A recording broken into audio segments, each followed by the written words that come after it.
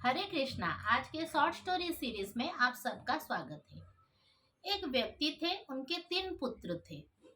तो वह व्यक्ति अपने जीवन में बहुत उन्नति कर चुके थे। तो जब एक बार उनके बच्चों को बुलाया और बोले कि तुम सब बच्चे मुझे कितना प्यार करते हो। तो ये जो आने वाला है ये जन्मदिन, इसमें तुम सब मुझे क्या भेंट प्रदान करोगे, क्या गिफ्ट दोगे, इससे मुझे पता चलेगा। तो इस बार ऐसे कुछ दो मुझे जिससे तुम मुझे कितना करते हो, ये मुझे पता, मेरे बारे में कितना अच्छा सोचते हो, ये मुझे पता चलेगा। तो तीनों बच्चे चले गए। तो पिताजी की जन्मदिन आने वाली थी। तो बच्चे सब सोचने लगे कि क्या क्या अच्छी चीज हम देंगे। तो पहला बेटा क्या किया, एक बहुत अच्छा मतलब शानदार आलीशान एक बंगला अपने पिताजी के नाम खरीद लिया और उसे उनके जन्मदिन आने वाले जन्मदिन के लिए रखा।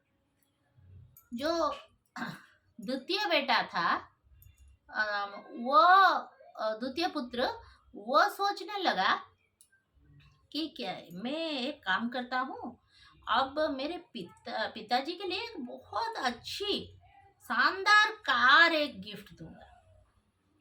बहुत बड़ा सा शानदार कार एक दूंगा जिससे पिताजी घूमेंगे बहुत जगह। लेकिन जो तृतीय पुत्र था वो थोड़ा भक्ति मार्ग में था। वो सोचा कि पिताजी अपने सारा जीवन नष्ट कर चुके हैं, तो उन्हें एक अच्छी चीज दूंगी जिससे वो जो और कुछ उनके जीवन का जो समय बाकी है उससे वो उनके कार्य में लगेगा, उनका मन भगवान में लगेगा और कुछ अच्छा होगा उनके जीवन में। क्योंकि वो सारे जीवन ऐसे विषय में, भौतिक चीजों में, वो बहुत मटेरियल चीजों में रह चुके हैं। तो वो क्या किए ना, एक उनके जो तृतीय पुत्र की एक जान पहचान की एक गुरुदेव की आश्रम थी। तो वो गुरुदेव के पास गए। उनके आश्रम में एक बहुत सुंदर सा तोता था। वो तोता क्या करता था, हरि नाम गाता था, राम नाम गाता था, राधा नाम गाता था, मंत्रों का पाठ सिखाता। तो बहुत कुछ उस तोते को ज्ञान थी। तो वो बोला कि गुरुजी, मुझे आप ये तोता प्रदान कीजिए। बहुत उनसे अनुरोध करके वो तोता लेके आया। तो अब पिताजी का जन्मदिन आया। तो उस जन्मदिन में बड़ा पुत्र क्या किया ना, वो बंगला वो पिताजी को गिफ्ट किया। फिर जो मझला वाला बेटा था वो कार गिफ्ट किया। जब सबसे छोटा पुत्र का जब आया टर्न, तो वो लेके वो तोते को गिफ्ट किया।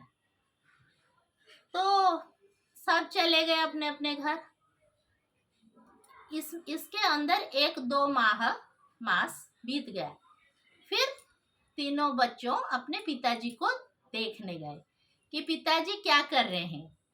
अब पिताजी वो जो पहले बेटे जो घर दिया था उसमें रह रहे थे। तो जब वो तीनों गए एक साथ पिताजी के पास, पिताजी बोले, क्या बेटा, इतना बड़ा घर में एक आदमी कहाँ पर रहूंगा? एक कमरे में मेरे रहने की स्थान है, इतना बड़ा घर मुझे अच्छा नहीं लगता। तो बड़े बेटे सोचने लगा, मैंने तो अच्छा चीज दिया पिताजी को भोग के लिए, ठीक है।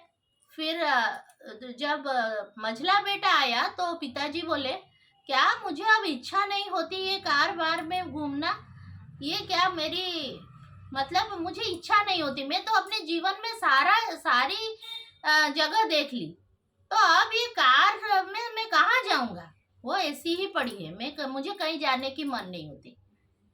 और जब अब जो छोटा वाला पुत्र था वो सोच रहा था कि मेरे तोता का मेरे तोते ने पूरा ट्रेनिंग कर दी पिताजी की, इसीलिए पिताजी ये सब चीजें नहीं चाह रहे हैं अभी।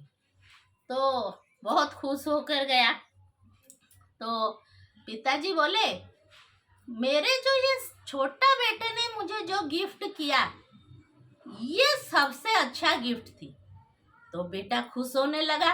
नहीं, पिताजी बहुत कुछ सीख गए। पिताजी वो तोता कहाँ है ना, बहुत अच्छी थी उसकी मीट, उसको मैंने तंदूरी करके बहुत अच्छे से खाया, वो सबसे अच्छी गिफ्ट थी तुम्हारी। क्या हुआ दर्शकों, हमें इससे क्या शिक्षा मिलती है? जो व्यक्ति अपने सारा जीवन को विषय भोग में लगाकर इतना विषय में आसक्त होता रहता है, अगर कोई उसे चाहे भी बदलना, वह भक्ति के लिए, भगवान के लिए वो प्रस्तुत नहीं होता, उसे कुछ मालूम नहीं। वह उस तोते के ज्ञान के बदले उसका मांस का आहार कर गया मारकर। तो जो उपयुक्त नहीं है उन्हें हम चाहेंगे या इस राह पर लाने, वो कभी नहीं समझते। इसीलिए महापुरुषों ने बताया है कि हमारी जो एनर्जी हम जो भक्ति मार्ग में लाना चाहते हैं, उसे युवा शक्ति पर लगाएं। जितना छोटा बच्चा, जितना युवक अवस्था, वो बहुत सहज भाव से भक्ति में आ सकते हैं। लेकिन जब हम वार्धक्य अवस्था में संसार के भोगों में चले जाएंगे, फिर चाहने पर भी हमें ये सब भगवान की चीजें अच्छा नहीं लगेगा। तो ये दृढ़ संकल्प कीजिए कि हमें जितना छोटा अवस्था हमारी है, जितनी बाल्य अवस्था है, कैशोर अवस्था है या यौवन अवस्था है, उसी अवस्था से हमें भक्ति की शुरुआत करनी चाहिए। कोई लोग सोचते हैं कि भक्ति को वार्धक्य की अवस्था में हम करेंगे जब हम फ्री होंगे, लेकिन आप ये मान लीजिए आप कभी फ्री नहीं होंगे। आपको तब जो भी चीज दिया जाएगा भक्ति करने के लिए, आप कुछ नहीं करेंगे, आप उसके विपरीत ही सोचेंगे, जैसे उस तोता का इस्तेमाल किया गया। इसीलिए अंग्रेजी भाषा में एक प्रोवर्ब है, ओल्ड बैम्बू नेवर बेंड्स। तो जो ओल्ड हो चुके हैं अब वो फ्लेक्सिबल होकर नहीं आएंगे।